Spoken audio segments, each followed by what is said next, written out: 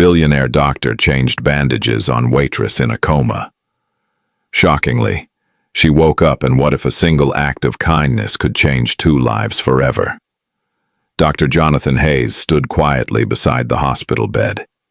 His expensive suit jacket hung over the plastic chair. The 43-year-old brain surgeon had built a business worth billions. Yet, here he was at 2 in the morning, carefully changing the bandages on a waitress who had been in a coma for 3 weeks. Lucy Chen, 36 years old, had no family to visit her. The car accident that left her unconscious also took away the only person who cared for her elderly grandmother. The nurses whispered about the mysterious doctor who came every night, doing jobs far below his high position. They did not understand why someone so important would personally care for a patient the hospital thought had no hope. But Jonathan had his reasons. Reasons buried so deep he had convinced himself they did not exist. Tonight, as he gently cleaned the wound on her forehead, something amazing was about to happen. Where are you watching from tonight? 3 weeks earlier, Jonathan had been leaving the fancy Rosewood restaurant after another lonely business dinner when he saw the accident. A delivery truck ran a red light and crashed into Lucy's old car as she drove home from her evening shift at Mel's Diner. While others called 911, Jonathan knelt beside the unconscious woman. His medical training took over. Something about her peaceful face, even though she was unconscious, brought back a memory he could not quite remember. At Presbyterian Hospital, Jonathan used his power to make sure Lucy got the best care possible. The first surgery went well, but she stayed unresponsive. Her medical bills grew quickly, and with no insurance or family to speak for her, the hospital leaders started talking about moving her to a county hospital. That is when Jonathan quietly stepped in and paid all the bills. He asked them to keep his name secret. Night after night, he kept coming back to her bedside. The nursing staff got used to seeing the famous surgeon doing simple jobs, fixing pillows, reading out loud from books he brought from home, and carefully changing her bandages. His co-workers thought he had lost his mind. Dr. Patricia Williams, his old friend and another doctor, asked him about it in the hallway one evening. "Jonathan, what is really going on here? You are one of the busiest surgeons in the city, yet you spend hours with a coma patient who is not even your patient."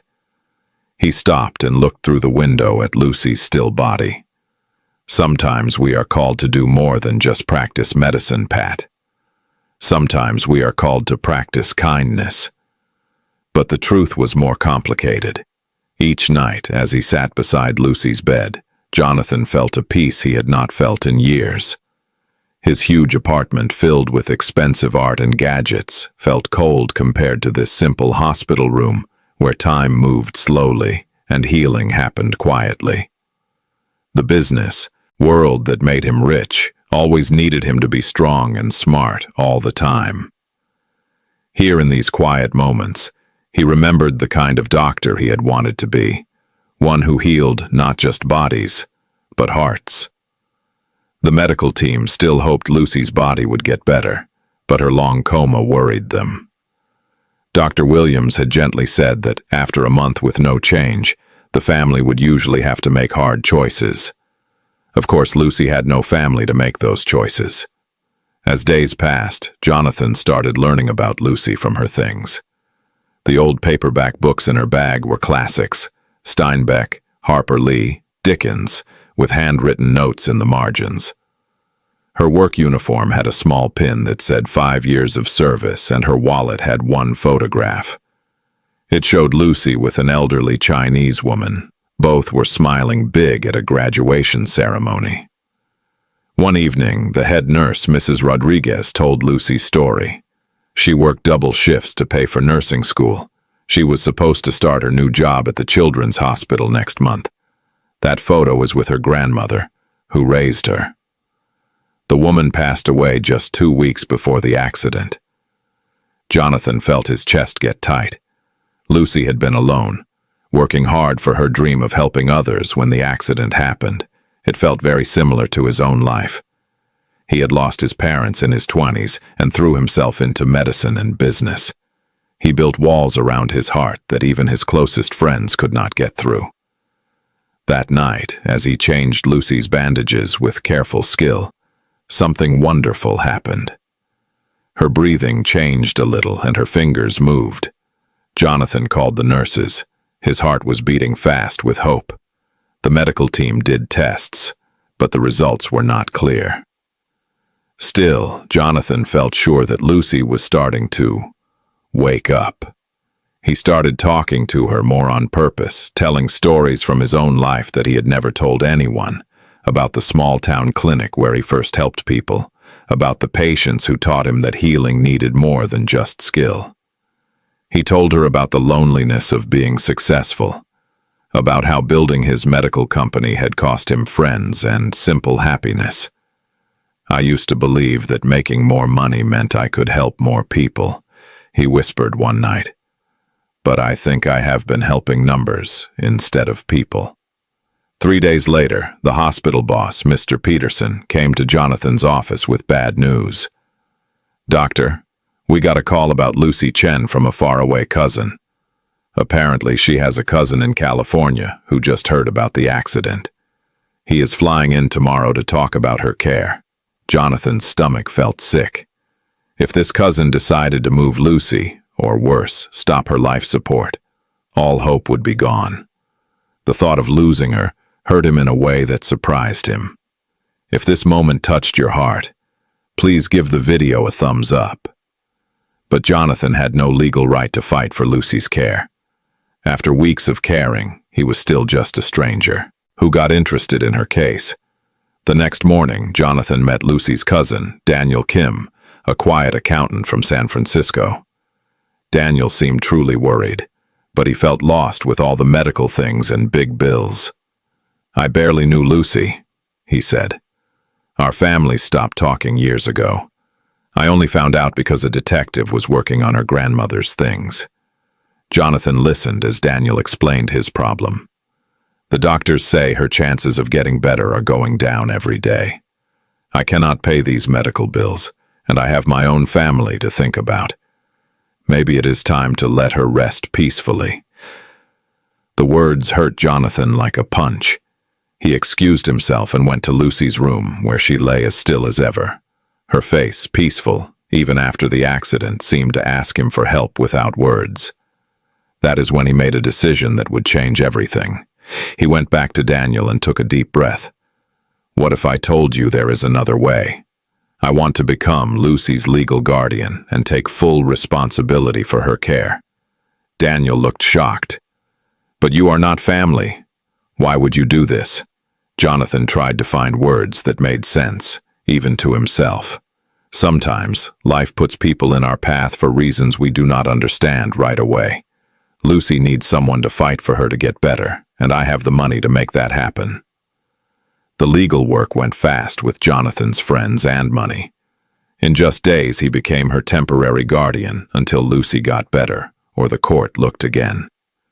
He thought it was funny. The billionaire who stayed away from close relationships for years was now legally responsible for a woman he had never really met while she was awake. That evening, as Jonathan sat beside Lucy's bed looking at her medical papers, something amazing happened.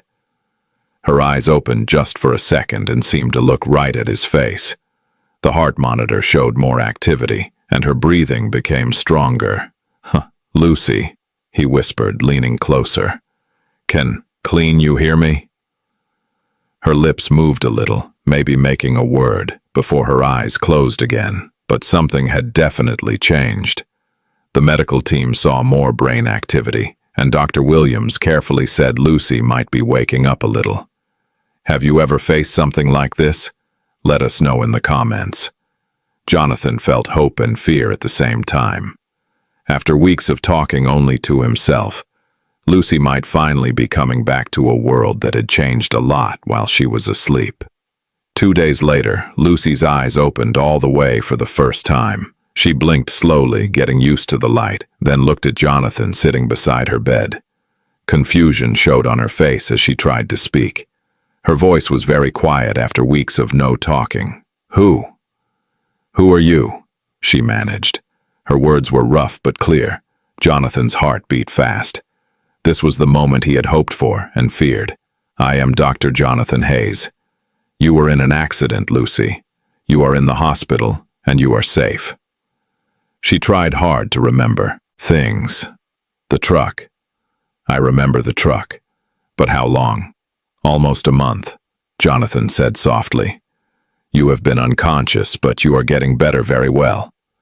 Lucy's eyes looked at his face, trying to understand. You have been here, have you not? I remember your voice. You read to me about that little girl who collected seashells. Jonathan nodded, surprised that she remembered anything from when she was unconscious from the ocean's gift. I was not sure if you could hear me.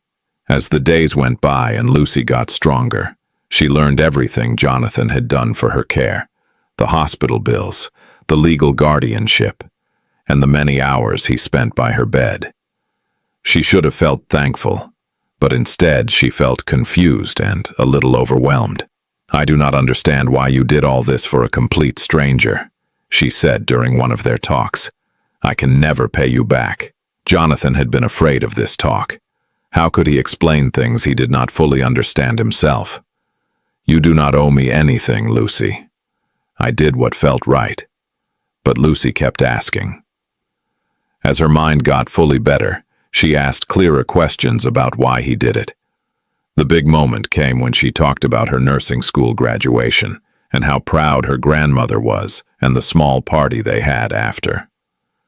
We went to this little restaurant downtown, Lucy said. Grandma wanted to order the most expensive thing on the menu to celebrate. She said, I deserve the best. Jonathan's face went white. What restaurant? Rosewood. It was way too fancy for us, but she wanted to celebrate. Lucy stopped and looked at his face. Why do you look like you have seen a ghost? If you have been enjoying this story, subscribe to our channel for more heartwarming tales. Jonathan understood that fate had planned something much bigger than just a kind act.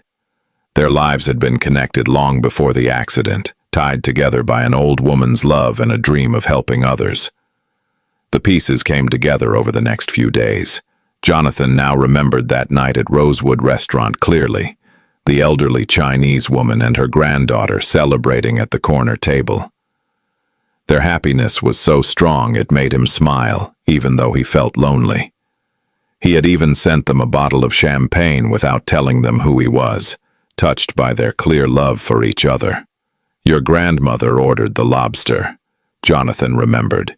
She kept taking pictures of you with her old phone, and you kept trying to stop her because you were embarrassed. Lucy's eyes filled with tears.